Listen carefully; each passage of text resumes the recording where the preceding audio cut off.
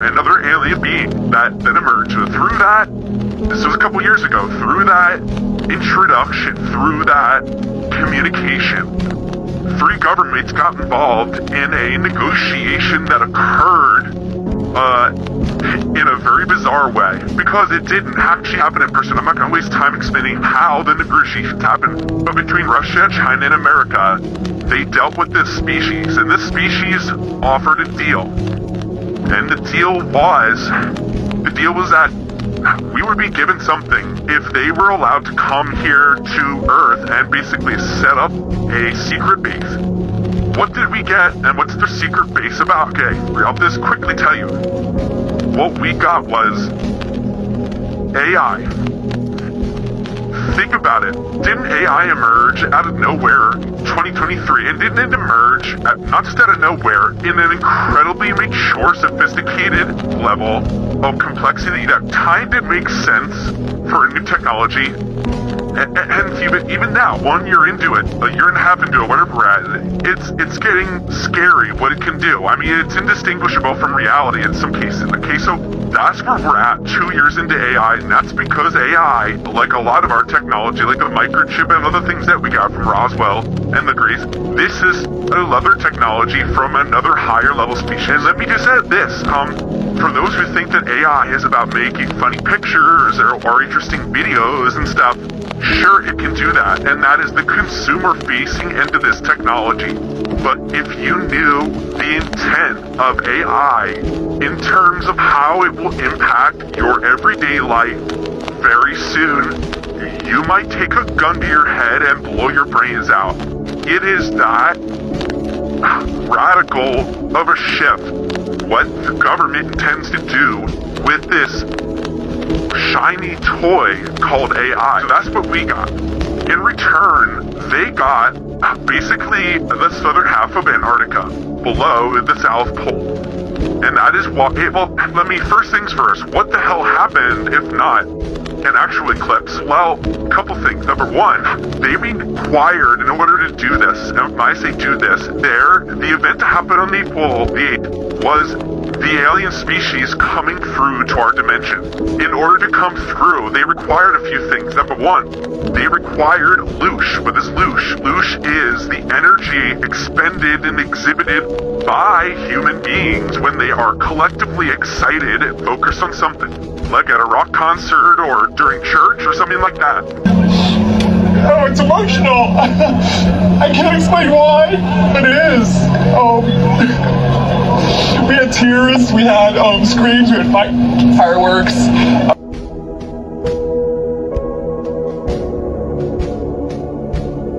So by having so much of the planet looking up at a certain time of day and everybody giving their attention and their emotions to it, which, by the way, if you watch some videos, you had newscasters crying. It just took my breath away, the whole thing. That was a bit odd. They were crying, and the reason they were crying was because it was an incredibly emotional thing, because the aliens made it so. The aliens made it so because the energy created or received from the loosh, and again, I've defined what loosh is. Whoa,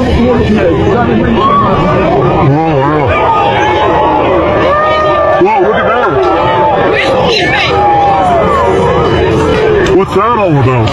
That loosh energy, coupled with the energy of the sun, allowed them at the time of the quote-unquote eclipse for their mothership, which is what that circle was. It wasn't the moon.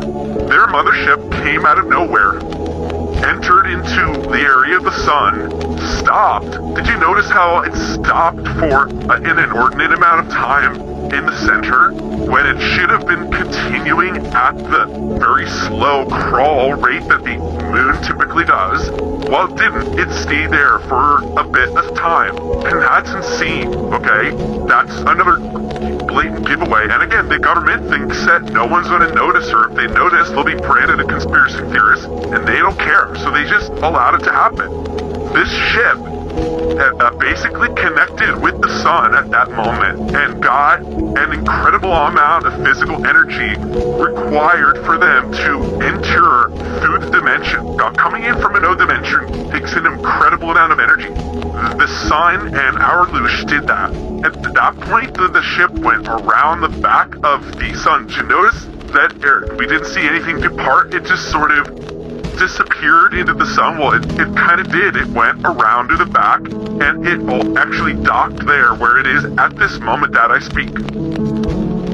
What happened next? Well, from that energy, from that Lush, from that focus, from that also that actual hydrogen-based nuclear energy it got from the sun, it was able to send a massive amount of ships and individuals of their race through the Earth into an area just north of the Antarctic base that they're going to take over. The waves, if you look at the waves stuff, the things that happened on the wave map during that time, okay? April 9th, 2024, the day after the solar eclipse, something terrifying lurked off the coast of Antarctica.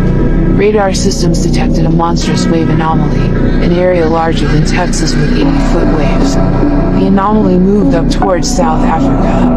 At the same time, Cape Town witnessed a horrifying sight. The ocean receded dramatically, as if dragged away by some unseen force. Beaches were left exposed, waves vanished. What really happened? A glitch in the system? A creature?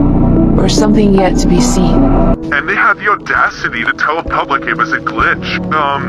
It wasn't a glitch because there is tons of video and evidence of people in South Africa running from, mini tsunami level waves that were created by these ships becoming USOs, going underwater. And from doing that and establishing themselves there, they were able to then make their move to southern part of Antarctica. They also took animals. We're going to talk to Jason about some of the changes that we heard.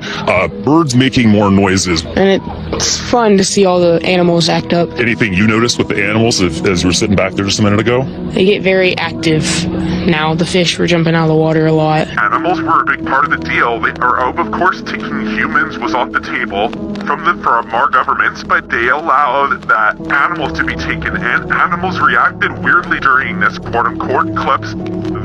Also, the government is presently asking for reports of animal behavior because they know exactly what's going on and they want to know how it affected them. The reason why there was disasters declared and all the National Guard and all that was because the government doesn't know if they can trust these people, okay? They're still getting to know them, and we didn't know what would happen, really. We were told the government's we have it all on paper. I mean, I have packets of reports about what we were told by this species of what happened, but we had to be prepared in case it got crazy, in case something went off script, in case there was some invasion. I mean, we had to prepare for the worst because we didn't know if we could trust. I think the craziest secret that I have to divulge, though, about this whole thing is that the two rockets that NASA shot on the 8th, coincidentally, to quote-unquote observe what was the official narrative. Well, guess what, people? It was half true. They were shot up there to observe, but there happened to be actually 4 astronauts in those rockets, 2 in each. And they rendezvoused with the mothership because those astronauts are part of an exchange program that we initiated with these species. And it's actually 3 men and 1 woman, are going to be going, the first to them on the mothership for, I think, at least 2 years is what's scheduled. And then back to the home planet, which I'm not comfortable divulging the location of their home planet yet. It looks like we can trust them for the time being. Everything went as planned. And again, the fact is that the public doesn't have a freaking clue that what they just witnessed was essentially the first incursion, I can call it an incursion, of a alien race onto our sovereign, planet, and they now have a piece of it. And what they do next, we have no idea.